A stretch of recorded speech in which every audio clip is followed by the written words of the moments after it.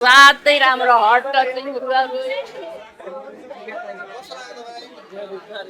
दिनको पहिलो सोको पहिलो माया दिन चाहिँ आउनुहुन्छ जतिजना नेपालभरिबाट दर्शकहरू सबैलाई धन्यवाद छ। मैले एकदम राति झस्किरहेको थिएँ के हुन्छ हामीले यति मेहनत गरेको छौँ फेरि मैले अलिक फरक खालको क्यारेक्टर गरेको छु सबैजना फिल्म हेर्न आउनु होला भन्न चाहन्छु म चाहिँ।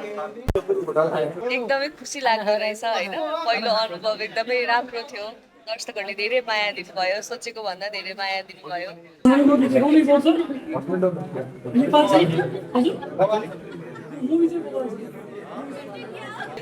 कथा भनिरहने मान्छे आफै कथाको पात्रको रूपमा आउँदाखेरि पनि स्वीकारिदिनु भएको रहेछ। त्यो चाहिँ मेरो लागि रमाइलो साथीहरू रातभरि चाहिँ कस्तो होला के होला हुन्छ नै त्यो त रिजल्ट आउनुभन्दा एक दिन अगाडि त हामी गाह्रो हुन्छ नै। बेलुका सुत्न लेट भयो अनि भगवान्लाई सबै जिम्मा भगवान्लाई दिएर र जिउँदा भगवान् हाम्रो दर्शक दीर्घलाई चाहिँ उहाँलाई सुम्पिएर सुतेँ म र बिहान उठ्दा सबैतिर राम्रो भइरहेको छ। मलाई खुसी लाग्छ एकदमै। धन्यवाद तपाईँहरू सम्पूर्ण मिडियाकर्मी साथीहरूलाई र जति पहिलो दिनको पहिलो सोको पहिलो माया दिन चाहिँ आउनुहुन्छ जतिजना नेपालभरिबाट दर्शकहरू सबैलाई धन्यवाद छ। मैले बिहान पनि नेपालको माया भनेर सेयर गरेको थिएँ र पूर्व बिर्ता मोडदेखि लिएर सबैतिर दान सबैतिर माया पाइरहेछौँ र आज काठमाडौँको यो मायालाई पनि धन्यवाद छ।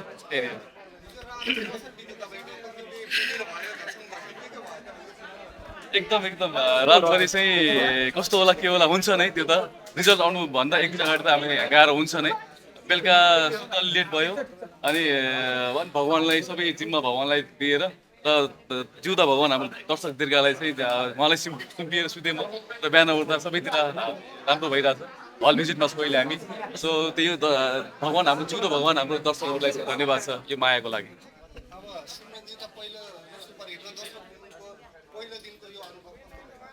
एकदमै खुसी लाग्यो सबैजनाको रियाक्सनहरू हेरेर हामीले एक्सपेक्ट गरेको भयो आफ्नो कहानी फिल गरेर सो यो सब देख्दाखेरि चाहिँ हामीले गर्न खोजेको कुरा चाहिँ गऱ्यौँ होला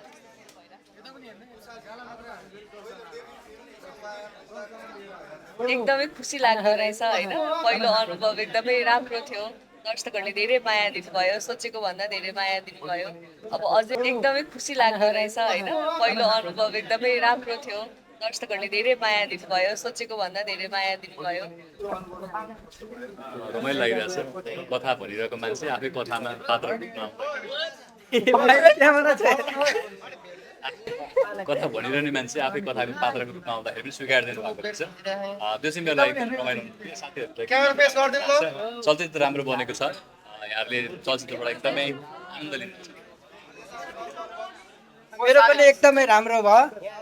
पहिलो सिरियल म्युजिक भिडियोहरूमा चाहिँ गरिसकेको थिएँ फिल्म पहिलो हो त्यही पनि एकदम राम्रो प्रतिक्रिया दिनुभएको छ।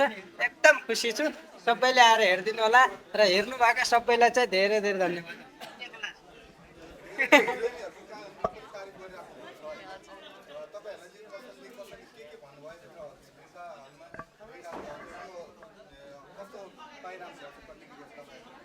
राम्रो गर्नुभयो भन्नुभएको छ होइन अब इन्डस्ट्रीबाट मिडिया पर्सनहरू जसले पनि फिल्म हेर्नुभएको छ पर्सनली मेसेज गर्नुभएको छ राम्रो गरेको छ भनेर त्यो सबै सुन्दा चाहिँ राम्रै गरेको रहेछु भन्ने लागेको छ मलाई पनि।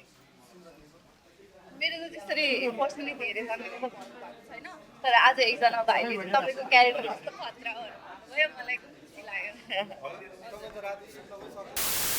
हजुर हजुर एकदम राति झस्किरहेको थिएँ के हुन्छ हामीले यति मेहनत गरेको छौँ फेरि मैले अलिक फरक खालको क्यारेक्टर गरेको छु होइन अडियन्सले एक्सपेक्ट गरेको भन्दा फरक छ मलाई चाहिँ कसरी लिइदिनु हुन्छ होला मैले जस्टिस गरेँ कि गरिनँ त्यो क्यारेक्टरलाई त्यो सबै कुरालाई चाहिँ मैले धेरै ओभर थिङ्क गरेर निन्द्रा लगाइरहेको थिएँ त अनि अलिक गाह्रो भयो सुत्नलाई।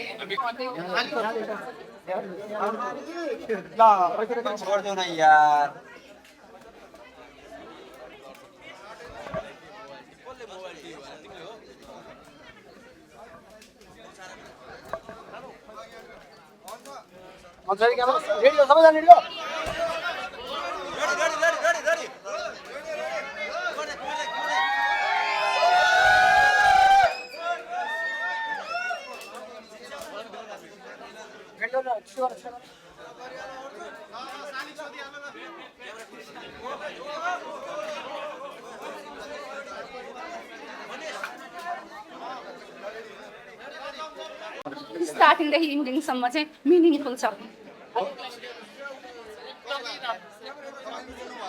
एकदमै धेरै स्टार्टिङदेखि इन्डिङसम्म नै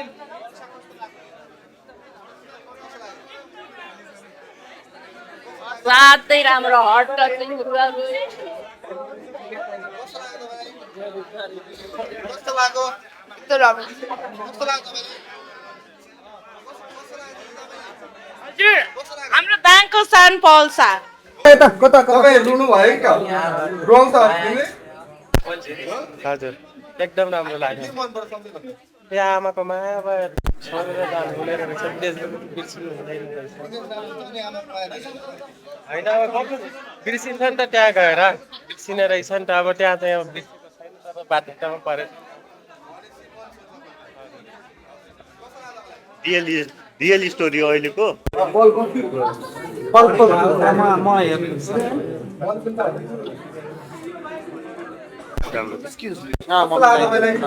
धेरै राम्रो एकदम फिल्म राम्रो छ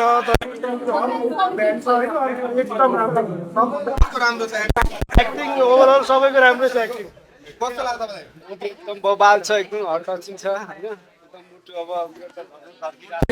धड्कन बढ्ने यस्तो छ कस्तो लाग्यो तपाईँलाई एकदम खतरा भयो एकदम कस्तो लाग्यो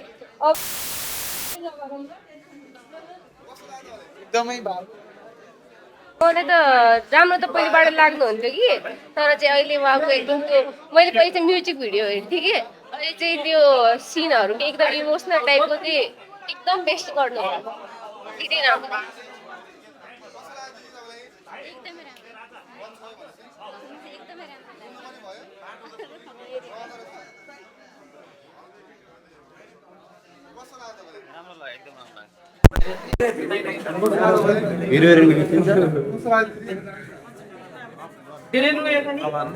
एकचोटि सबैजना फिल्म हेर्न आउनु होला भन्न चाहन्छु म चाहिँ कस्तो लाग्यो आउँदाखेरि चाहिँ एकपल्ट टिस्यु पेपर चाहिँ यो फिल्म हेर्नै पर्छ हाइली रिकमेन्डेड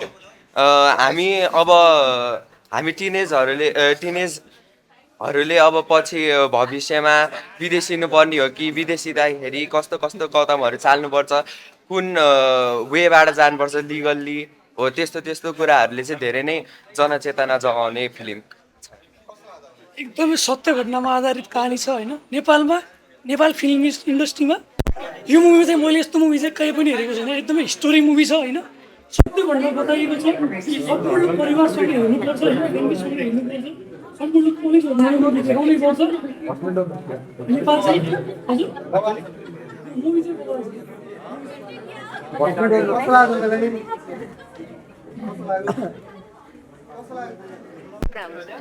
हजुर एकदम राम्रो आमा भन्ने शब्द एकदम शब्द होइन एकचोटि सबैजना आएर हेरिदिनु होला एकदम राम्रो छ सिमला बाबा